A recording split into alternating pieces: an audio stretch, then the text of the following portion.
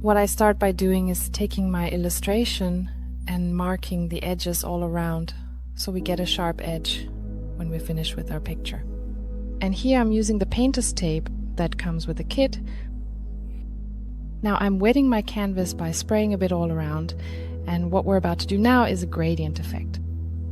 I've mixed my colors with a lot of white, so I have a light pink and a light blue. I start at the top by going down with the blue. Of course, I'm using a clean brush, and I go down to just below halfway with the blue color and make sure it covers well. I have the most paint at the top, and then it starts to get a bit lighter as I go down. Now I take the light pink color. I make sure, of course, that I have a completely clean brush before I start. And then I begin, just like I did with the light blue, to gently blend the light pink color up towards the light blue. And I keep blending, trying to avoid getting streaks in my brush stroke so that it looks smooth and nice. And here it's perfectly fine to work back and forth with it a bit.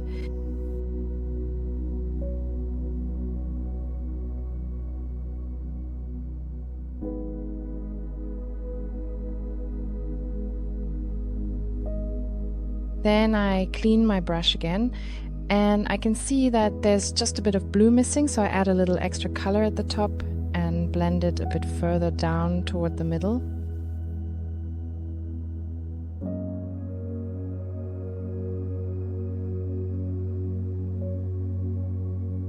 Now I change my water so I have completely clean water, because now we're going to start blending the colors. And I start with a wet clean brush at the top in the blue and gently work my way down toward the pink. And I blend the blue gently down into the pink, and this is really something you just have to sit and work with for a bit. It comes along slowly and steadily, and you will be able to see brush strokes as you work and while the paint is wet. The goal is to remove them as much as possible, and always make sure to work with a clean brush and start blending the colors together in the middle. And as you can see, I go all the way up and all the way down quite a lot. And that's simply to achieve these smooth transitions and get a bit of the pink into the blue and a bit of the blue into the pink. So just quietly work your way towards a graduation, which is really nice. And as long as the paint is wet, you'll be able to see the brush strokes more clearly than you will when it's dry. So the brush strokes that you can see right now will actually blend and smooth out a bit more as soon as the paint dries. Of course, you should always try to avoid visible brush strokes as much as possible whenever you can.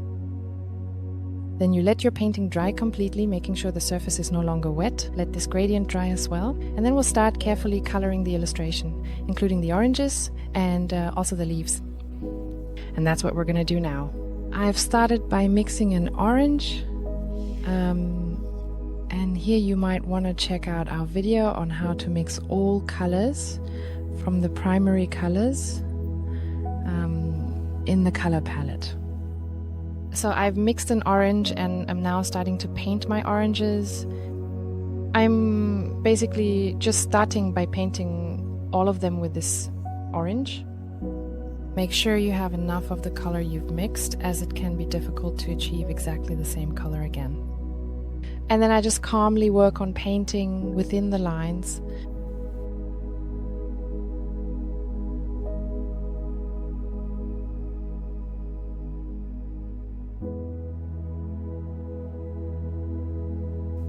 And if you feel that the consistency of your paint is a bit too thick, well, then you can always add a little water by spraying the paint.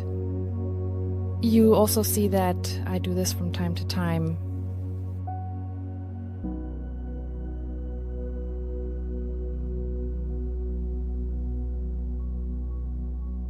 Now you can actually see that I'm about to run out of my color. I haven't mixed quite enough here. So better too much than too little. You use quite a lot of paint, especially when you're making these very opaque layers.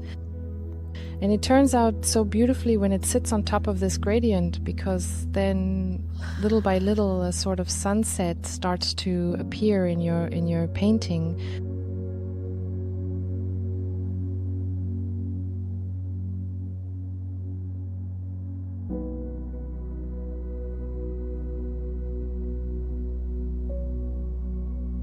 And now I've put the first layer on the orange, so now I'm mixing a slightly darker orange, and I'm simply doing that to apply it to the edge to create this illusion that the orange is round, so it gets this 3D effect.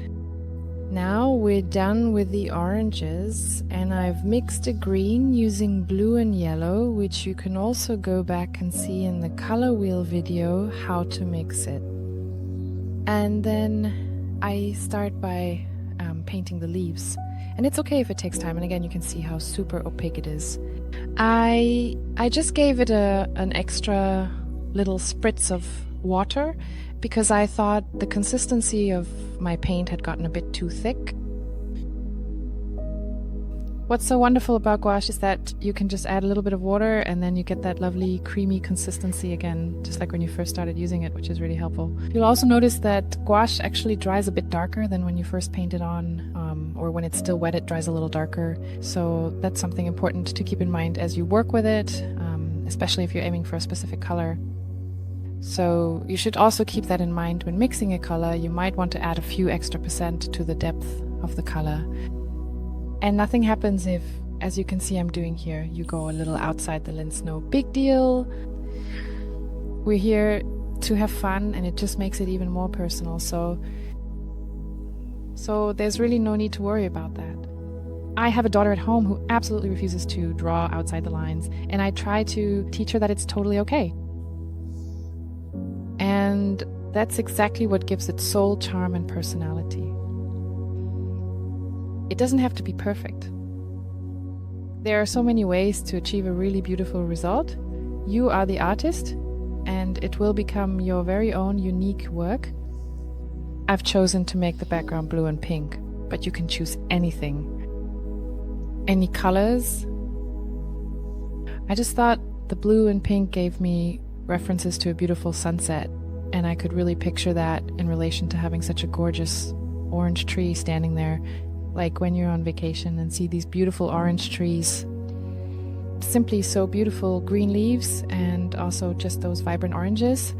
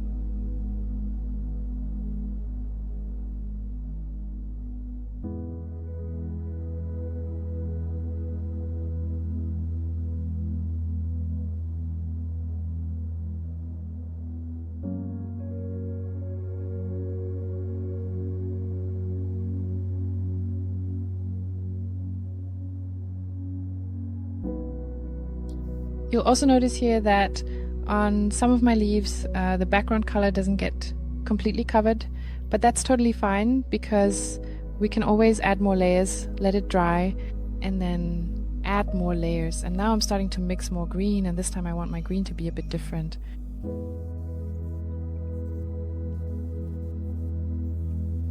And that's simply to create some depth. in the leaves. So I started by applying a slightly darker shade.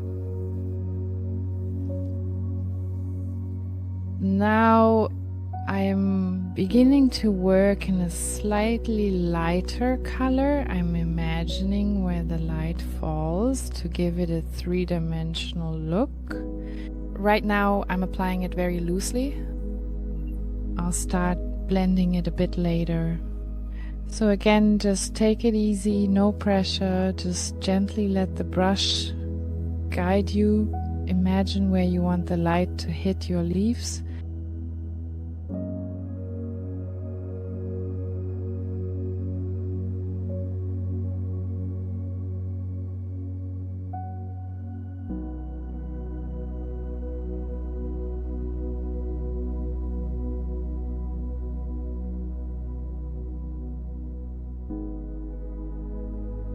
So I start by mixing the green color, and I add very little black, of course, because it is really effective in darkening the black color. You really have to be careful, so it's better to add too little than too much in this case. And here I can also just refer to our guide where you learn how to mix colors with black, so you kind of get a sense of how little is actually needed to achieve a very dark color.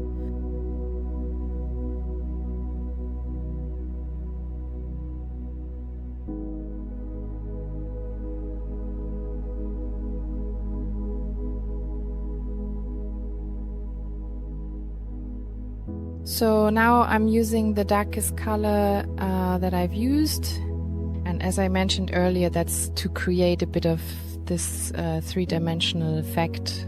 And here, where before we had to imagine a bit where the light would fall, now I'm trying to imagine where the shadows could fall. And the first one I paint, you could say the leaf is kind of on top. There's a leaf a bit on top, and then I imagine that a shadow would fall right under the leaf.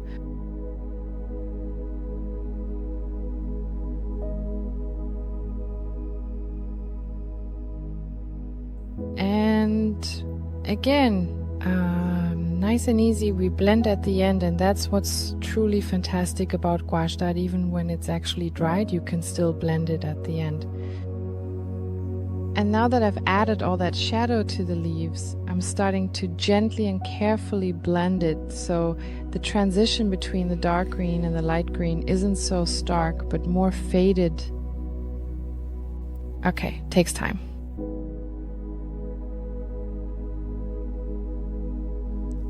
And maybe I mentioned this earlier, but what's great about gouache is that we can actually let it dry and then add a bit of liquid again with a brush, and we can actually start working with it again.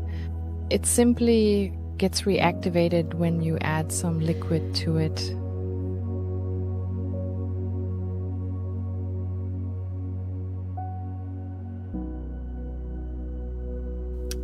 And I don't have the answer key before I start. I play with shadows and work until satisfied with transitions, so it's a process of experimenting.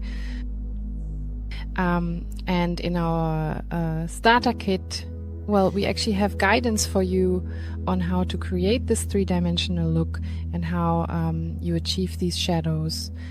And I would just recommend that if you haven't already done it, to go in and simply go through all the techniques, because it's a huge advantage when you're about to start coloring your illustration. And now I have the leaves just the way I want them. Then I've mixed a brown color to create those little indentations that are often found on an orange. And here I simply use the other end of my small brush and make tiny little dots to illustrate the small indentations on the orange, that slightly rough, bumpy, textured surface.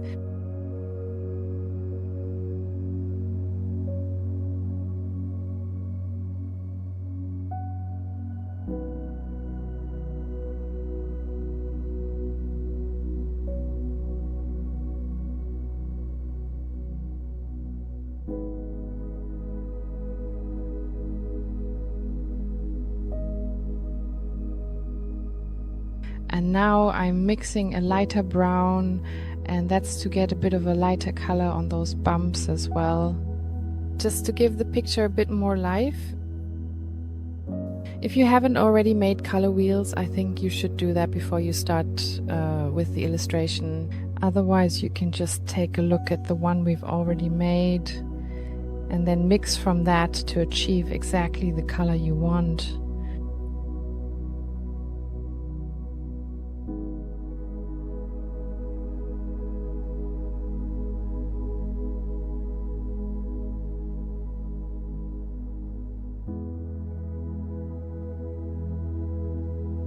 It's just so amazing that when you have the three primary colors, blue, yellow, red, you can actually mix any color you want.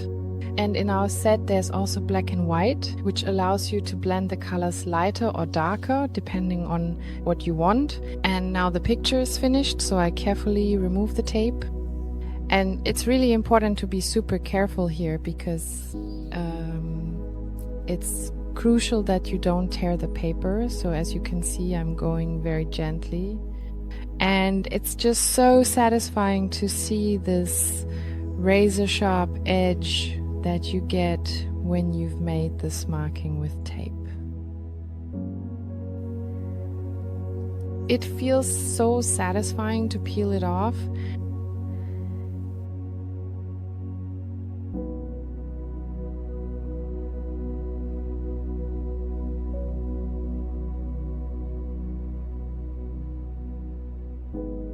Then you're left with a finished picture, and as you can see up in my corner, a little bit of paint has slipped underneath, and that just adds some personality, but it also shows how important it is to make sure the edge is really sharp, that you make sure to really press the tape down firmly. Then your artwork is finished, and you can frame it or hang it up, enjoy it or gift it if you like.